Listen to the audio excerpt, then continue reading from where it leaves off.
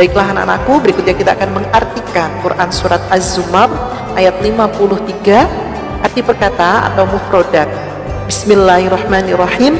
Qul, katakanlah, ya ibadiyah, wahai hamba-hambaku, alladzina, orang-orang yang asrafu, mereka melampaui, ala, atas, anfusihim, diri mereka sendiri, la, jangan, taqnatu, kalian berputus asa, min, dari rahmatillahi, rahmat Allah, innallaha, sesungguhnya Allah, yaghfiru, dia mengampuni, adzunuba, dosa-dosa, jami'an, semuanya, innahu, sungguh dia, huwa, dia, al-ghafuru, maha pengampun, ar-rahimu, maha penyayang.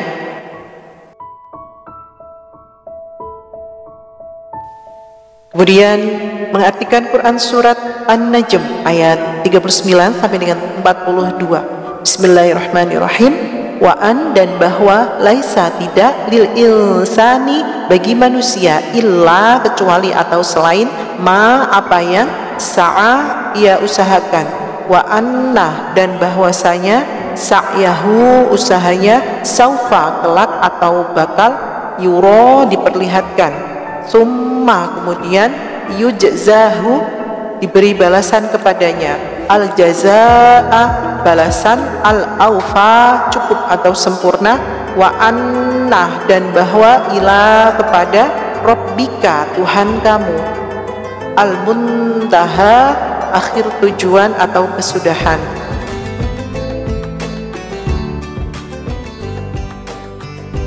Kita lanjutkan untuk mengartikan Quran Surat Ali Imran ayat 159. Bismillahirrahmanirrahim.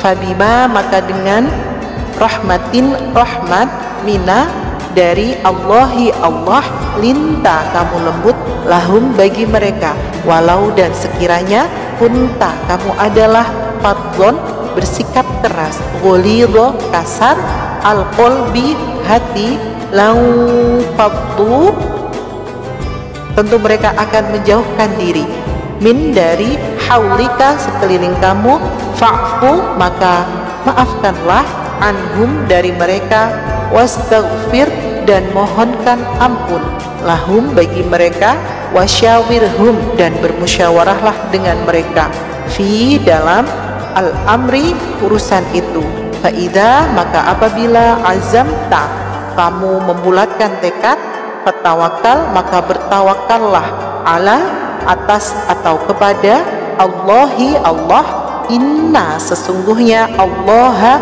Allah, yuhibbu, dia menyukai, al-mutawakkilina, orang-orang yang bertawakal.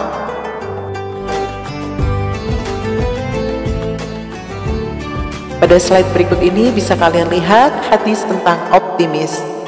Dari Abu Hurairah radhiyallahu an, dia berkata, Rasulullah bersabda, tidak ada rasa tiarah atau firasat buruk dan kesialan, dan yang lebih baik dari itu adalah rasa optimis. Maka ditanyakanlah kepada beliau, apa yang dimaksud dengan rasa optimis? Beliau bersabda, yaitu kalimat baik yang sering didengar oleh salah seorang dari kalian. Hadis riwayat Ahmad. Berikutnya yaitu hadis tentang tawakal. Hadis Rasulullah yang diriwayatkan Tirmidzi menjelaskan perintah bertawakal setelah melakukan usaha. Hadis tersebut menceritakan kisah seorang sahabat yang bertanya kepada Rasulullah, apakah ia harus mengikat unta miliknya kemudian bertawakal atau melepaskannya kemudian bertawakal. Rasulullah memerintahkan sahabat tersebut untuk mengikatnya kemudian bertawakal. Tindakan tersebut menunjukkan perintah bertawakal kepada Allah setelah melakukan usaha. Mengikat unta merupakan bentuk usaha menjaga unta agar tidak kabur. Setelah berusaha, sang pemilik unta dapat bertawakal kepada Allah agar unta tersebut terjaga. Berikutnya yaitu hadis tentang ikhtiar.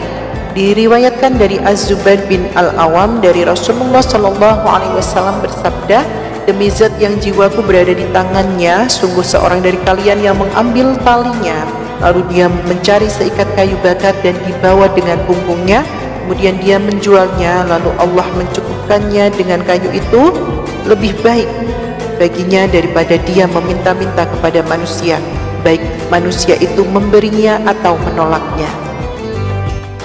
Jadi hadis Rasulullah yang diriwayatkan oleh Imam Bukhari ini menjelaskan perintah untuk berikhtiar. Rasulullah selalu mengajarkan umatnya berusaha memperoleh kebaikan dengan berikhtiar.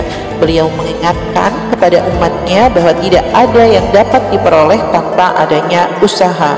Pada hadis ini juga disebutkan bahwa orang yang mencari rezeki dengan menjual kayu bakar jauh lebih baik daripada meminta-minta. Rasulullah sangat membenci perbuatan bergantung kepada orang lain.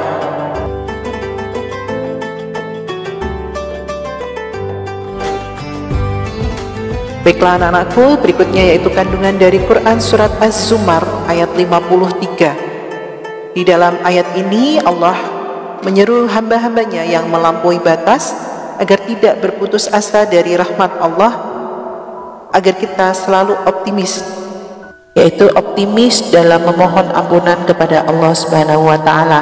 Dalam ayat ini juga disebutkan bahwa Allah mengajak umat manusia yang telah melakukan kemaksiatan dan perbuatan dosa selama hidupnya untuk bertaubat. Allah akan mengampuni dosa yang diperbuat jika manusia bertaubat dengan sungguh-sungguh. Allah juga akan memaafkan kesalahan orang yang bertobat. Kemudian dia juga akan memberikan rahmat bagi yang bersungguh-sungguh bertaubat. Oleh karena itu, pada ayat ini Allah menegaskan kelarangan berputus asa dari rahmatnya. Hanya Allah yang mampu memberikan pertolongan dan pengampunan kepada manusia. Allah akan memberikan pengampunan dan rahmat kepada siapapun yang tobatnya diiringi dengan keikhlasan, ketakwaan, dan ketaatan kepadanya. Dilanjutkan dengan kandungan dari Quran surat An-Najm ayat 39 sampai dengan 42. Melalui ayat ini Allah berjanji akan memberi balasan sempurna kepada orang yang mau berusaha keras. Allah akan memberikan balasan yang sempurna. Maksudnya Allah akan memberi balasan terhadap semua perbuatan manusia meskipun sederhana. Ayat tersebut mengingatkan manusia untuk selalu berikhtiar memperoleh kebaikan dan rahmat dari Allah. Manusia yang berbuat kebaikan akan mendapat balasan kebaikan dari Allah. Demikian pula manusia yang melakukan keburukan akan mendapat balasan berupa keburukan dari Allah. Allah itu maha adil, Dia akan memberi balasan perbuatan manusia dengan adil.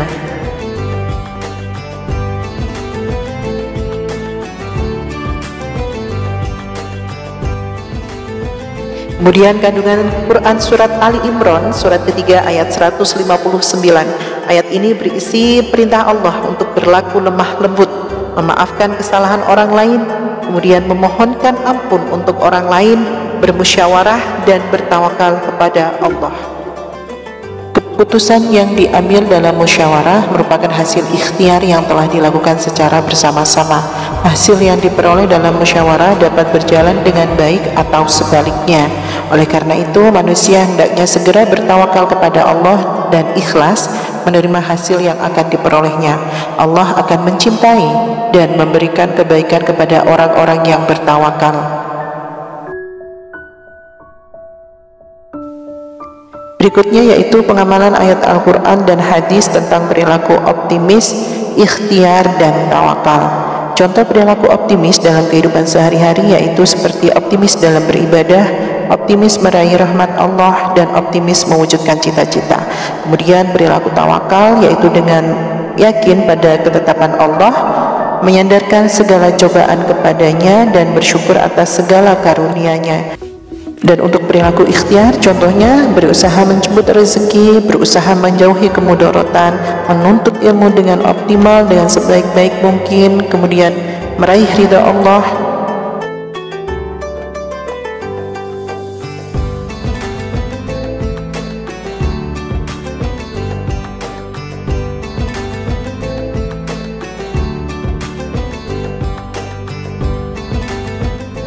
Nah, anak-anakku, berikut adalah latihan soal yang bisa kalian kerjakan di rumah dengan cara klik link berikut ini.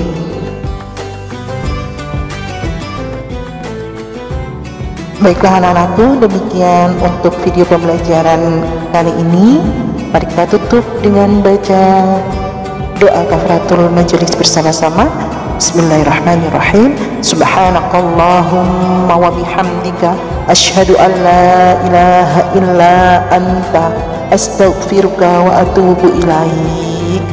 Terima kasih atas perhatiannya, semoga bermanfaat. Assalamualaikum warahmatullahi wabarakatuh.